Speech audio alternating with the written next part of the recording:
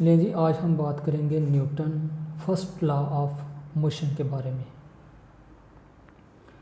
अब न्यूटन के जो लॉज ऑफ मोशन है वो 3 लॉज ऑफ मोशन है। फर्स्ट लॉ ऑफ मोशन के बारे में जानेंगे आज कि न्यूटन का जो फर्स्ट लॉ ऑफ मोशन है वो क्या है। अगर हम स्टेटमेंट देखें Newton first law of motion की तो वो कुछ इस तरह के every body continuous it's state of rest or of uniform motion in a straight line provided no net force acts on it।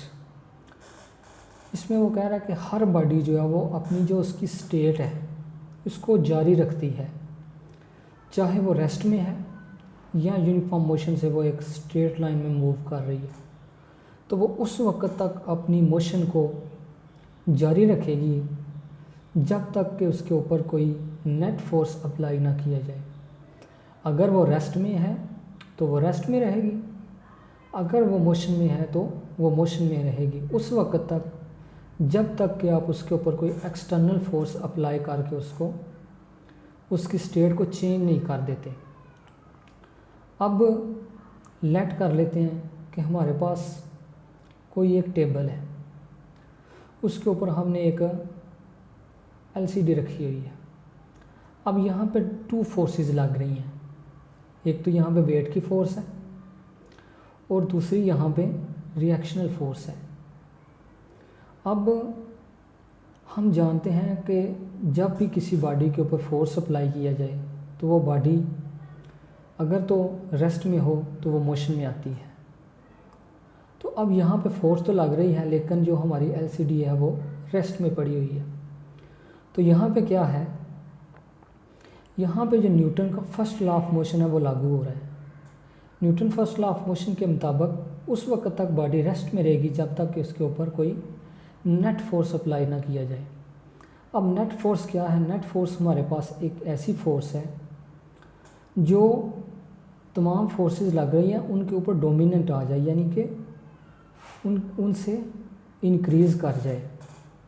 तो यहाँ पे क्या है कि डाउनवर्ड लग रही है वेट की फोर्स जो LCD लगा रही है उस टेबल के ऊपर नीचे की तरफ। अब उतनी ही फोर्स, उतनी ही मैग्नीट्यूड का फोर्स अपवर्ड लगा रहा है टेबल उस LCD के ऊपर। यहाँ पे चूँकि दोनों का मैग्नीट्यूड सेम है, दोनों फोर्सेस का, लेकिन डायरेक्शन अपोजिट है, तो इसका मतलब ये है कि यहाँ पर जो लगने वाली नेट फोर्स है वो ज़ीरो है। ये दोनों फोर्सेस तो एक दूसरे को कैंसिल आउट कर रही है, तो नेट फोर्स यानी कि एक्सटर्नल फोर्स क्या है? ज़ीरो है। तो LCD क्या होगी? रेस्ट में होगी। इसी तरह अगर हम सेकंड बार देखें मोशन की, तो ये हमारे पास अगर एक साइकिल है, ये मूव करता हुआ आ रहा है, तो ये इस वक्त तक मोशन में रहेगा जब तक कि इसके ऊपर आप कोई एक्सटर्नल फोर्स, कोई नेट फोर्स अप्लाई करके इसको रोक नहीं लेते। अब हम देखते हैं बारी बारी, 2 साइंटिस्ट हैं, एक तो गैलीलियो हैं और दूसरे न्यूटन। अब गैलीलियो ने जो फर्स्ट लॉ ऑफ मोशन पेश किया उनकी स्टेटमेंट भी देखेंगे और न्यूटन की भी। तो सबसे पहले हमारे पास जो साइंटिस्ट है वो हैं गैलीलियो।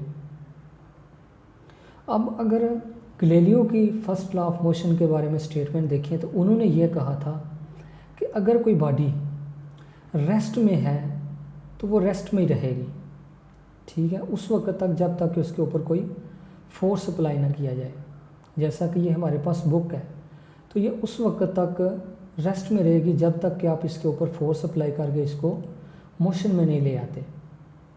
और सेकंड बात उन्होंने ये कही थी कि कोई भी जो बॉडी है उसके अंदर नेचुरल प्रॉपर्टी है ये, कि हर बॉडी उसके अंदर एक नेचुरल प्रॉपर्टी है, कुदरती तौर पर तो उसमें ये बात पाई जाती है कि अगर वो मोशन में है और आप चाहते हैं को उसको कंटिन्यूसली मूव करवाते रहें, तो आपको कंटिन्यूसली उसके ऊपर फोर्स अप्लाई करना पड़ेगा। लेकिन अगर आप उसके ऊपर फोर्स अप्लाई करना छोड़ देंगे तो उसके अंदर कुदरती तौर पर यह बात मौजूद है कि उसने रुक जाना है हर बॉडी के अंदर। तो ये है गैलीलियो की स्टेटमेंट कि हर बॉडी के अंदर नेचुरल प्रॉपर्टी है कि अगर आप उसके ऊपर फोर्स अप्लाई करना छोड़ देंगे तो वो बॉडी रुक जाएगी। जैसा कि ये साइकिल है, अगर आप इसको पैडल करना छोड़ देंगे तो कुदरती तौर पर इसके अंदर ये बात मौजूद है कि इसने रुक जाना है। अगर आप चाहते हैं कि ये कंटिन्यूसली मूव करे तो आपको कंटिन्यूसली पैडल करना पड़ेगा, यानी कि कंटिन्यूसली फोर्स अप्लाई करना पड़ेगा। अब हम सेकंड में देखते हैं कि न्यूटन की क्या स्टेटमेंट थी। अब न्यूटन जो है उन्होंने जो स्टेटमेंट दी है वो इसके बिल्कुल इन्वर्स है। उन्होंने यानी कि जो गैलीलियो की स्टेटमेंट है उसको बिल्कुल गलत साबित कर दिया। उन्होंने कहा कि नहीं, ऐसा बिल्कुल नहीं है।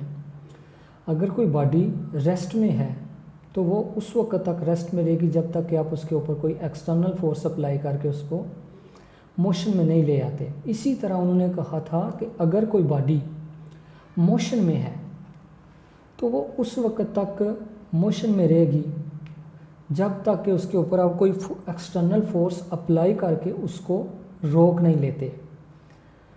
यानी कि गैलीलियो कह रहे हैं कि अगर आप उसके ऊपर यानी कि किसी बॉडी को कंटिन्यूसली मूव करवाना चाहते हैं तो आपको कंटिन्यूसली फोर्स अप्लाई करना पड़ेगा। लेकिन न्यूटन साहब कह रहे हैं कि अगर कोई बॉडी आप उसको एक दफ़ा साइकिल है उसको पैडल करके छोड़ देंगे तो वो खुद बहुत चलती रहेगी, वो उस वक्त तक नहीं रुकेगी जब तक कि आप उसके ऊपर कोई एक्सटर्नल फोर्स अप्लाई करके उसको रोक नहीं लेते। तो मतलब गैलीलियो के उल्ट हो गया। गैलीलियो कह रहे थे कि वो चलती रहेगी, उस वक्त तक चलती रहेगी जब तक आप फोर्स अप्लाई करते रहेंगे, अदरवाइज़ उसने रुक जाना है। न्यूटन कह रहा है कि उसने उस वक्त तक चलते रहना जब तक कि आप उसके ऊपर फोर्स लगा के उसको रोक नहीं लेते। आप उसका ऊपर फोर्स लगाना छोड़ दें वो चलती रहेगी। तो अब हम देखते हैं कि अगर हम डेली लाइफ के अंदर देखें तो हम साइकिल को अगर पैडल करके छोड़ें तो वो क्या होता है, रुक जाती है। तो फिर न्यूटन का लॉ क्या है? तो यहाँ पे क्योंकि न्यूटन साहब ने कहा था कि उस वक्त तक बॉडी चलती रहेगी जब तक कि उसके ऊपर कोई एक्सटर्नल फोर्स ना लगाया जाए। लेकिन यहाँ पे तो एक्सटर्नल फोर्स लग रही है, यानी कि उसके ऊपर जो हैं 3 फोर्सेस लग रही हैं।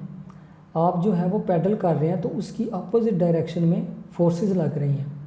यहाँ पे कौन कौन सी फोर्सेस हैं जो इसकी अपोजिट? एक तो एयर रेजिस्टेंस है, दूसरी फोर्स ऑफ फ्रिक्शन है और तीसरी फोर्स ऑफ ग्रेविटी है। ये 3 फोर्सेस हैं जिनकी वजह से वो बॉडी रुक जाती है। अगर ये फोर्सेस आप ज़ीरो कर दें, अगर इन तीनों फोर्सेस को आप ज़ीरो कर दें तो आप बॉडी को एक दफ़ा पैडल करके छोड़ दें, वो बॉडी खुद ब खुद चलती रहेगी, कभी भी नहीं रुकेगी। अगर आप स्पेस के अंदर बॉडी को छोड़ देंगे तो वो चलती रहेगी। तो यहाँ पे क्या होता है कि जब आप बॉडी को एक दफ़ा पैडल करके छोड़ते हैं तो वो क्यों रुकती है? वहाँ पे 3 फोर्सेस जो है वो इसके ऊपर लग रही होती हैं। मतलब कि नेट फोर्स लग रही है, एक्सटर्नल फोर्स लग रही है जो इसको रोक लेती है। तो अगर आप इन तीनों फोर्सेस को ज़ीरो करेंगे तो वो बॉडी नहीं रुकेगी। अब सेकंड बात यह है कि हम न्यूटन के लॉ को लॉ ऑफ इनर्शिया भी कहते हैं। अब इनर्शिया क्या है? इनर्शिया हमारे पास किसी भी बॉडी की प्रॉपर्टी है, यानी कि ये इनर्शिया क्या है? Property of any material. क्या मतलब कौन सी प्रॉपर्टी? ऐसी प्रॉपर्टी के जिस प्रॉपर्टी को यूज़ करते हुए वो बॉडी अपनी स्टेट को मेंटेन रखना चाहती है। अगर वो बॉडी रेस्ट में है तो वो चाहेगी अब वो रेस्ट में ही रहे, अगर वो मोशन में है तो वो चाहेगी कि वो मोशन में ही रहे, यानी कि अपनी स्टेट को बरकरार रखना चाहती है। तो यही हमने Newton first law of motion के अंदर भी पढ़ा कि बॉडी जो है वो अगर रेस्ट में है तो वो रेस्ट में रहेगी, मोशन में है तो वो मोशन में रहेगी जब तक आप एक्सटर्नल फोर्स अप्लाई नहीं करते। और लॉ इनर्शिया भी क्या है? यही है कि मतलब किसी भी मटेरियल की वही प्रॉपर्टी है जिसकी वजह से वो बॉडी रेस्ट में है तो वो रेस्ट में रहना चाहती है, अगर मोशन में है तो वो मोशन में रहना चाहती है। अब मान लें कि ये हमारे पास एक बस है जो कि मूव कर रही है। तो अब क्या होता है कि जब सडनली इसके ऊपर ब्रेक्स अप्लाई किया जाए तो इसके अंदर जो पैसेंजर बैठा हुआ है वो क्या करता है? आगे की तरफ मूव करता है। अब इसमें होता क्या है कि सराउंडिंग के लिहाज से वो जो पैसेंजर है जो इस बस के अंदर बैठा हुआ है वो मूव कर रहा है, वो इन मोशन है।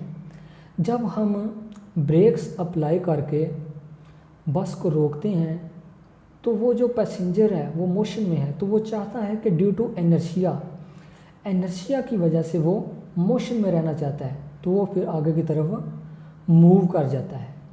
तो इस वजह से हम न्यूटन का जो फर्स्ट लॉ है उसको लॉ ऑफ एनर्शिया भी कहते हैं।